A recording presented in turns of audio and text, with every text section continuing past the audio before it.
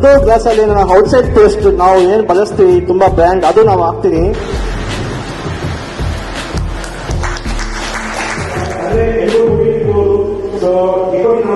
ಯಾಕಂದ್ರೆ ಇದು ತುಂಬಾ ಹಾನಿಗಳನ್ನು ಇರುವಾಗೆ ಮಕ್ಕಳಿಗೆ ಇರ್ಬೋದು, ದೊಡ್ಡವರಿಗೆ ಇರ್ಬೋದು, ಅಲ್ಲಿ ಇದು ಸಮಸ್ಯೆ ಇದರಲ್ಲಿ ಅಲ್ಲಿ ಕ್ಯಾನ್ಸರ್ ಬರ್ಬೋದು. ಈ ಜಾಗ್ರತೆ ಮಾಡಿದ್ದಾರೆ ಯಾವ ನೋಡ್ಬೋದು. ಓಕೆ, ನೋಡಿ ಯಾವ ಅಂತ ನೋಡಿ ಯಾಕೆ